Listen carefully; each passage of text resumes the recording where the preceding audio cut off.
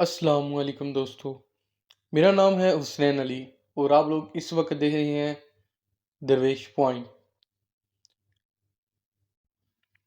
سنو بھائی، کیا تم یہ گھوڑا فروخت کرنا چاہتے ہو؟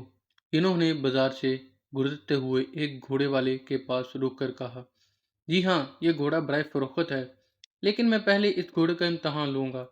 اگر امتحان میں پورا اترا تو گھوڑا خرید لوں گا۔ ٹھیک ہے، آپ گھوڑے کا امتحان کر لیں۔ انہوں نے گھوڑا ایک سوار کے حوالے کیا اور اس کا امتحان کرنے کا حکم دیا۔ سوار گھوڑے کو لے گیا۔ آزمائش کے دوران گھوڑے کو ٹھوکر لگی، وہ زخمی ہو گیا، اس کی کھال پر داغ لگ گیا۔ گھوڑا آزمائش پر پورا نہ اترا تو انہوں نے وہ گھوڑے کے مالک کو واپس کرنا چاہا۔ گھوڑے کے مالک نے جب دیکھا کہ گھوڑا داغی ہو گیا ہے تو اس نے واپس لینے سے انکار کر دیا اور بولا، دیکھیے جناب، میں نے گھوڑا اس حالت میں آپ کو نہیں دیا تھا، اب یہ داغی ہو گیا ہے، لہذا میں واپس نہیں لوں گا۔ اس پر انہوں نے کہا، لیکن گھوڑا آزمائش کے دوران داغی ہوا ہے، میں نے آزمائش کی اجازت دی تھی، یہ نہیں کہ آپ اسے داغی کر دیں گے۔ بات بڑھ گئی، آخر طے پایا، شریح بن حارث رضی اللہ عنہ سے فیصلہ کرا لیتے ہیں۔ گھوڑے والے نے یہ بات منظور کر لی۔ شریح اس وقت لوگوں کے درمیان فیصلہ کرنے میں بہت مشہور تھے۔ یہ واقعہ حضرت عمر رضی اللہ عنہ کا ہے، وہ اس وقت مسلمانوں کے خلیفہ تھے۔ گھوڑا بھی امتحان کے لیے انہوں نے ہی لیا تھا۔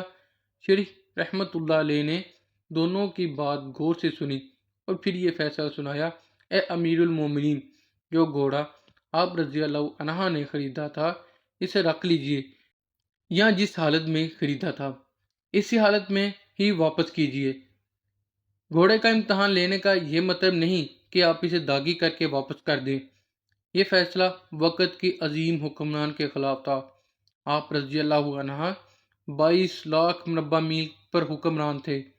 کیسر و کسریٰ آپ رضی اللہ عنہ کا نام سن کر کانپتے تھے، لیکن قاضی شریح بن حارث رضی اللہ عنہ آپ رضی اللہ عنہ کے خلاف فیصلہ دیتے ہوئے ذرا نہ گھبرائے۔ دوسری طرف حضرت عمر رضی اللہ عنہ ان کا فیصلہ سن کر بہت خوش ہوئے اور شریح رضی اللہ عنہ کو کوفے کا قاضی مقرر فرما دیا۔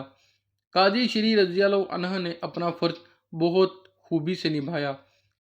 ان کے فیصلوں کی بہت تعریف ہوئی، یہاں تک کہ حضرت عمر رضی اللہ عنہ کے بعد وہ حضرت عثمان رضی اللہ عنہ اور حضرت علی رضی اللہ عنہ کے دور میں بھی قاضی رہے۔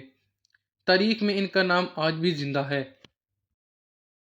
انشاءاللہ العزیز آپ کو ایک ایسی ہی نیو ویڈیو کے ساتھ دوبارہ ملیں گے، تب تک کے لیے دعا میں یاد رکھیے گا۔ اللہ حافظ۔